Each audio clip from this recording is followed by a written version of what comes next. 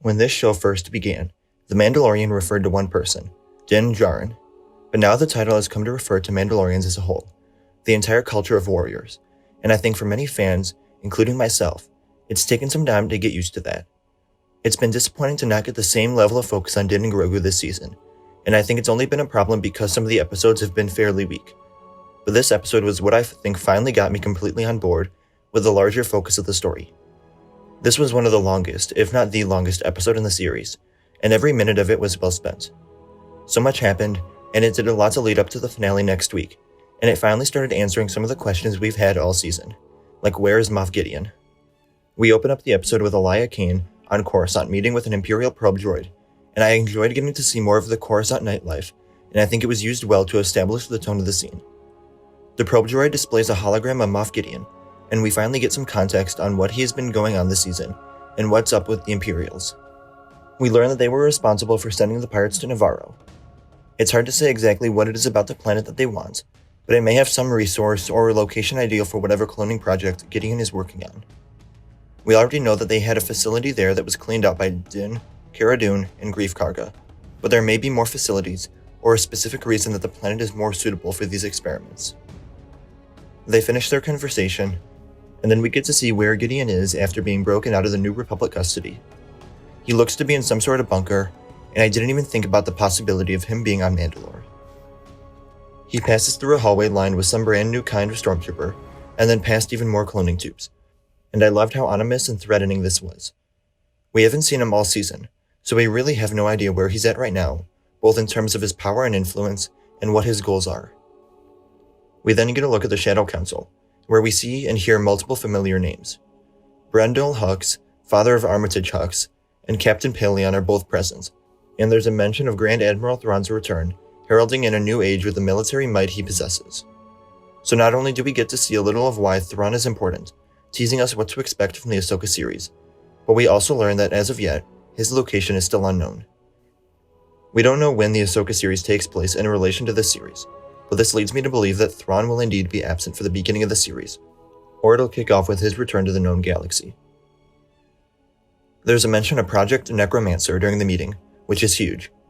I'm going to have to make a completely separate video going in depth on this one because of how important it is, but Project Necromancer is related to attempts to bring Palpatine back to life, so not only is that what Gideon has appeared to have been working on for some time now, but it also means that Thrawn, and whatever he gets up to, is also likely related in some way. Dr. Pershing is brought up, and while we don't know anything about his fate, I do hope he is somewhat okay and we get to see him again. And based on everything here, we can be led to believe that Gideon was the one who wanted him out of the way, which is interesting given what we learned in the episode. Not only was Pershing important to the cloning research for Palpatine, but we learned that the Navarro facility was Gideon's personal plan, and we learn later on in the episode what that may be for. This episode had a lot going for it, but I think this was easily my favorite scene. It's hard for me to touch on everything that happened in it, but it gave us so much information to speculate on, and it makes me so much more excited for not only Ahsoka, but the Bad Batch Season 3. Just with these small name drops, we can start to see the pieces fall into place, and how these stories are going to connect together between the cloning, Thrawn's return, and Palpatine's grand plan.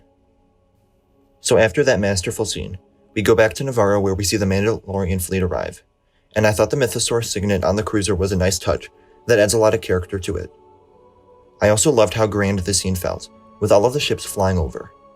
Rick Famuyiwa directed both this episode and the finale, so I'm looking forward to seeing how good the next episode is. The two Mandalorian groups meet up, and there's definitely some tension in the air. The next big scene was the return of IG-11, or more like the introduction of IG-12. I thought that line was a little silly and unnecessary, but it does make sense considering how different the droid is now. I know this had been reported a while back, so I wasn't surprised or anything when I saw IG as a mech now, but I am interested to see what other fans thought of it. Because I was already aware of its possibility, the scene didn't surprise me as much, but it also may have been that I was already prepared and wasn't caught off guard and disappointed by it. The Anzellan climbs out of the mech, and I love the interaction between him and Grogu as they walk by each other. We get a lot more from Grogu this episode, and it was greatly appreciated. Grogu is put into the mech, and I love the usage of yes and no buttons to communicate with Din. It's basic comedy, but watching Grogu, with his eyes just staring back at Din, continue to communicate with those buttons, I loved it. And of course, now that he has this ability, he's going to get into a little trouble. The droid movement is a little stiff as we see throughout the episode, which I am kind of disappointed in, because I think it would be neat to have Grogu running in swinging his arms around, rather than just slowly wobbling. We return to the Mandalorian camp, and get a debriefing of their return to Mandalore. I thought the scene was just alright. Other than the volunteers sprouting up from both groups, it felt and looked exactly like the meeting with Din, where he rallies the Mandalorians to help on Navarro, so seeing something so similar just didn't do anything for me.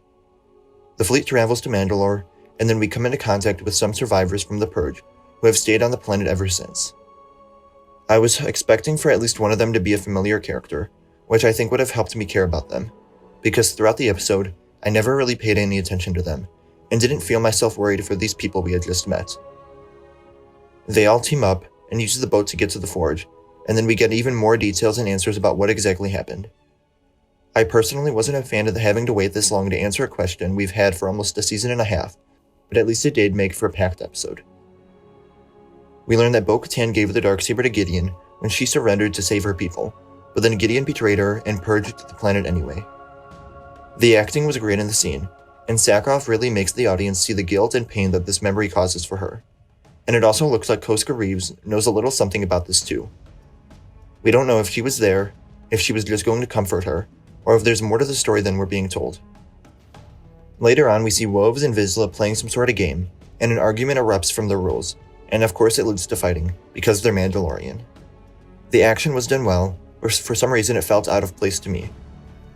It may have just been because that was the first piece of action after 30 minutes of nothing, so I just had to get used to the different pace, but it does end in a fun way, with Grogu stepping in to break them up. There was always the worry in my head that this would erupt into a huge brawl between factions, hence the reason no one could step in, but Grogu puts the mech to good use and looks cute doing it. And then when the boat is destroyed by the creature, the two of them work together to fly Grogu out of there.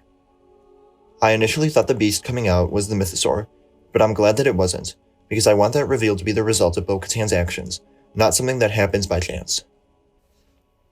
The Mandalorians go deep underground to the Forge, when they're attacked by Imperial stormtroopers wearing Beskar armor, which is why there was Beskar in the prisoner transport from the last episode, although that was still successful in creating some doubts between episodes.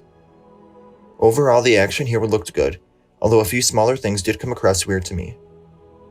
Eventually, the Imperials retreat, and as we pass more and more structures, we come to realize that this place isn't abandoned. The Empire has an entire base located on Mandalore. They're ambushed, and Din is separated from the group and taken prisoner. Moff Gideon arrives in the next generation Dark Trooper suit made from Beskar, and it actually looks quite sick. It actually looks like there may be a few tips on the helmet, so I wonder if it has anything to do with either Maul or the Armorer, who is conveniently absent for this. The title of the episode was The Spies, so I have a feeling it may refer to her, or the Mandalorians found on the planet. Gideon has his little villain monologue, and he mentions an army to bring order to the galaxy. I assume they'd all wear the same Beskar suit that he does, and I think this is also where his personal cloning project comes into play. Rather than find superior individuals that fit his mold, he decided to just make them all, but from who we're still not sure. Grogu is being used for Palpatine's cloning operation, and Gideon may have used some of the DNA for the Force sensitivity aspect, but an army of Grogus isn't exactly threatening. He orders for the Mandalorian Fleet to be wiped out, but we don't see that happen here, so that may kick off the next episode. We end with Bo-Katan using the Darksaber to help the others escape, and this was something that bothered me. She just got this weapon, but decides to not use it for the entire action sequence, and then just stands there as Din is taken away, rather than disabling the blast doors, saving Din, and attacking Gideon. The episode ends with the valiant sacrifice of Paz Vizsla, which gave him his one last moment to shine, and this was a great way to end the episode. Eventually, we see the 3 Praetorian guards mentioned earlier, and they make quick work of him. This episode answered so many questions, but also moved the story forward in new ways that we have so many more. We've already heard rumblings of another season being written by Filoni and Favreau, so I'm not expecting for everything to be wrapped up in the finale, but I am interested to see what they do focus on, and what is left for either the 4th season or Ahsoka. This episode alone increased my excitement for everything coming in the future, and I now understand what all the talk was coming out of Star Wars Celebration from those who got to see the episode there on Friday. The Spies reintroduces Moff Gideon back into the story with an episode packed with action, information, and teases for fans to get excited about, earning a rating of 9.5 out of 10. Let me know what you thought of this episode in the comments below. Remember to like the video and subscribe for more reviews like this. And remember to follow me on Instagram, Twitter, and TikTok. As always, thank you all for watching. And remember, the Force will be with you. Always.